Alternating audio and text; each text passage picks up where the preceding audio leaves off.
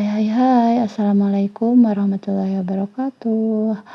Ketemu lagi sama aku Teh Fasa, dan kali ini aku mau review tentang toko pinggir kebun aku ya. Nah, ini aku lagi buka tokoku ya. Sebenarnya tokonya tuh nggak jauh ya. Ini tuh masih di dalam rumah, dan kebetulan rumah aku itu ada di pinggir kebun, jadilah tokoku ini toko di pinggir kebun. Nah, ini aku pasang bannernya keluar ya, biar gimana ya, biarpun kita punya rumah hanya di pinggir kebun, tapi kita tentunya jangan pantang menyerah ya, harus jangan pantang menyerah ya, karena kita harus tetap berusaha walaupun aku nggak punya tempat strategis buat jualan, tapi tetap aku berusaha kayak promosi di sosial media, terus ya masih dari mulut ke mulut gitu ya. Sebenarnya tempatnya nggak terlalu jauh dari keramaian sih, cuman berapa meter dari jalan raya gitu. Cuman karena rumahku ini ada di pinggir kebun, sekelilingnya itu kebun, jadi ya bisa dibilang tokoku ini adalah toko yang tersembunyi. Aku jual produk kerajinan tangan, diantaranya adalah berbagai macam buket. Terus, nah ini bisa dilihat ya, ini penampakan toko aku. Masih sangat amat sederhana, barang-barangnya juga masih terbatas, cuman ini asli. Nah, ini bukit-bukitnya asli buatan aku ya, teman-teman. Nah, kayak sekalian lihat ya, aku jual berbagai macam kerajinan tangan ya. Sebenarnya yang berhubungan dengan bunga-bungaan sih, seperti wedding card, terus dekorasi buat tunangan gitu, buket-buket wisuda, terus sewa hantaran juga gitu ya. Bisa dilihat, nah ini hantaran-hantarannya. Nah, di sini aku sekarang sambil ngobrol-ngobrol tentang cara dagang ala Rasulullah ya. Meskipun kita usaha gitu, tapi kita harus tetap memperhatikan cara-cara berdagang yang sesuai syariat ya. Gak boleh kita asal ada cuan gitu ya, asal uangnya gede gitu ya, dagangnya main curang misalkan, atau kayak gimana gitu ya, yang menyebabkan uang dari hasil dagang kita itu jadi uang yang haram. Itu nggak boleh ya, aku nggak rekomendasiin. Nah, di sini maksudnya aku mau sharing tentang bagaimana cara dagang Rasulullah Shallallahu Alaihi Wasallam. Nah, diantaranya yang pertama adalah berniat karena Allah. Dagangnya, jualannya, usahanya itu harus diniatkan hanya untuk Allah Subhanahu wa Ta'ala. Tidak boleh diniatkan karena hal-hal yang lain, misalkan untuk apa ya, pokoknya yang lain-lain ya, harus lurus gitu ya, emang benar-benar untuk mencari ridho Allah. Yang kedua yaitu adalah jujur. Di antaranya adalah dengan tidak mengurangi timbangan, memberikan informasi yang benar, dan tidak menipu pelanggan. Kan gak enak ya kalau misalkan kita beli barang atau apa gitu ya di orang lain, tapi ternyata pedagang itu gak jujur. Misalkan dia ngurangin timbangan, kita beli pisang sekilo gitu ya, sekilo atau 2 kilo, nah pas kita timbang lagi di rumah ternyata timbangannya kurang, kan itu bener-bener ngerugiin konsumen banget ya, dan itu bener-bener tidak dibolehkan dalam Islam. Sebenarnya bukan dalam Islam aja ya, sebenarnya dalam dunia bisnis yang baik agama apapun, yang namanya bohong atau tidak jujur itu adalah tidak baik dan tidak diperbolehkan. Dan yang selanjutnya adalah menjual barang berkualitas. Harus berkualitas ya, tentunya kita harus punya quality control tersendiri, dan alhamdulillah Sunday Buket aku insya Allah punya quality control tersendiri.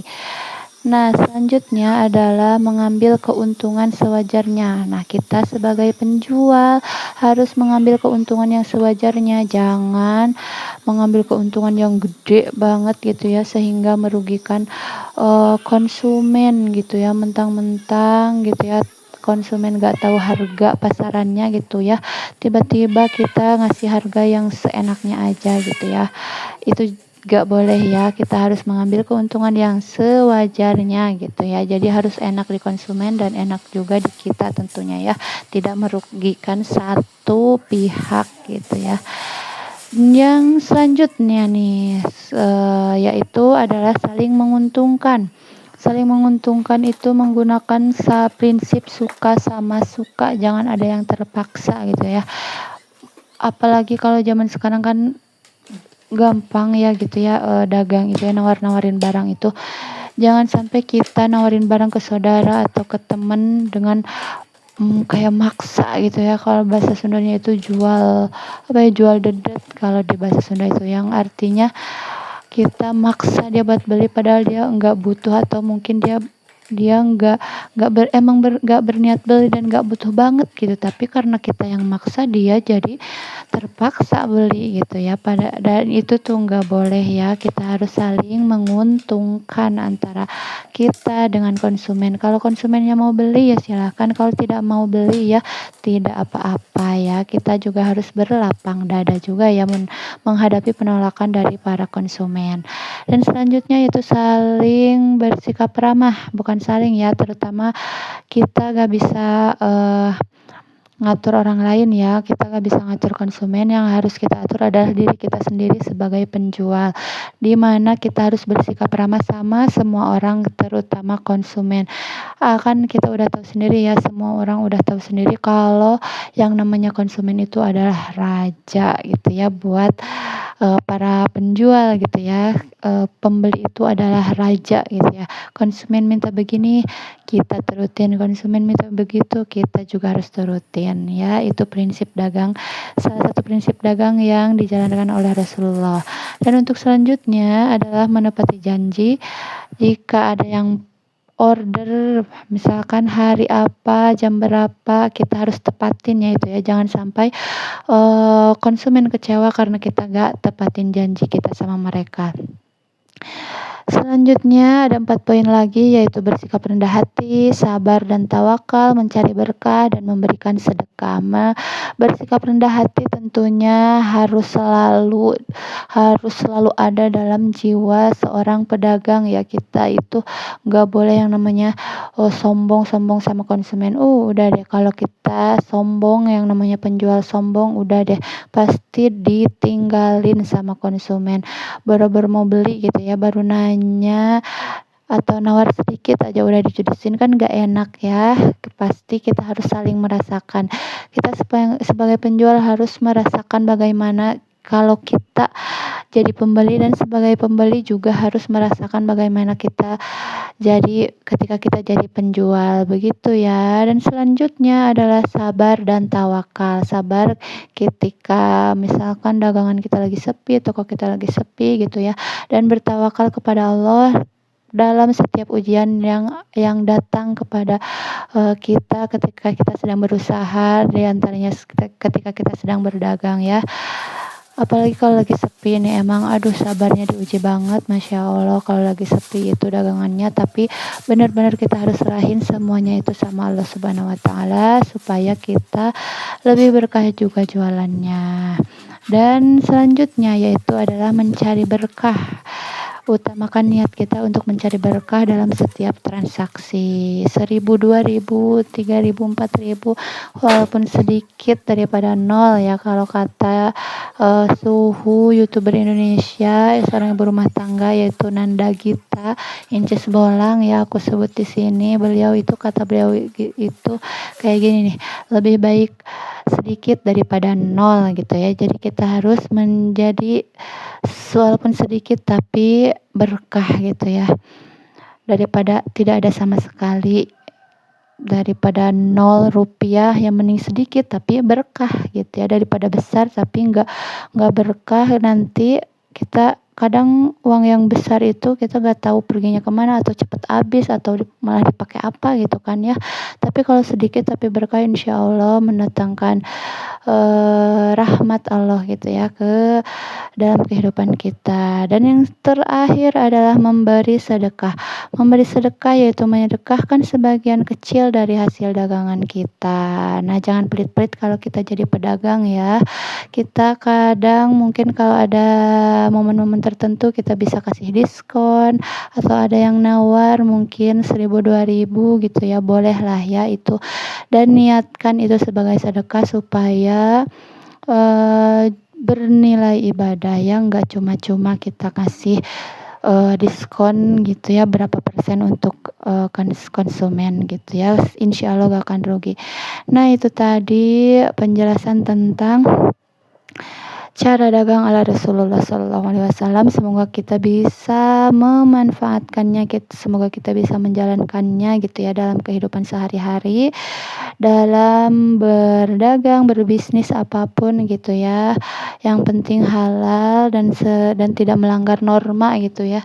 Jangan sampai kita dagang sesuatu yang kayak amit-amit dagang narkoba atau kayak minuman keras, jauhkan ya, cari aja usaha yang lain, dagangan yang lain ya, masih banyak ya. Contohnya kayak aku ini, aku sekarang lagi beresin bunga-bunga ya. Ini satu stem bunga palsu ya. Ini adalah bunga artifisial yang harganya itu adalah 10.000 aja. Aku jualnya cuman 10.000 aja. Nah, aku udah pasang di Shopee cuman karena keterbatasan aku, di antaranya adalah keterbatasan waktu, skill, dan yang lain-lainnya. Jadi akun Shopee-nya itu mandeg ya, nggak ada perkembangan. Tapi nggak apa-apa, nanti insya Allah bisa berkembang ya di lain waktu. Nah, ini aku masih beberes, lagi ngisi rak yang masih kosong.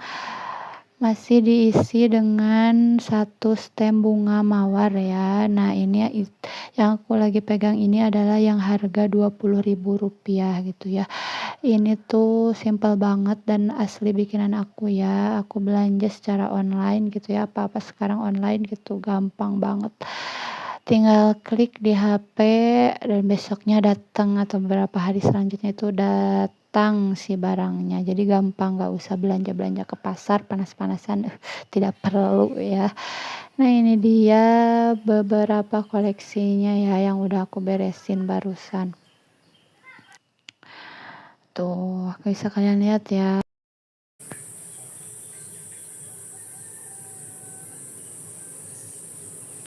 Nah, di sini kalian bisa lihat sendiri ya. Ini adalah di depan rumah aku, di pinggir rumah kelihatan kebun-kebunnya ya. Di depan rumah mungkin ada banyak rumah dan sudah sedikit terang gitu ya, kelihatan perkotaan. Tapi sebenarnya itu adalah kebun pepaya juga, jadi kelihatan lapang banget. Eh Tanahnya kelihatan lapang dan di luar juga tadi ada pemandangan sore harinya, itu aku selipin. Nah, teman-teman, terima kasih yang udah nonton video aku sampai akhir. Mudah-mudahan ada manfaatnya terutama untuk aku sendiri dan umumnya untuk kalian semua yang menonton. Terima kasih dan jangan kapok ya, tetap dukung channel aku supaya channel aku bisa berkembang dengan cara like, comment, and subscribe. Ketemu lagi di video aku selanjutnya. Wassalamualaikum warahmatullahi wabarakatuh.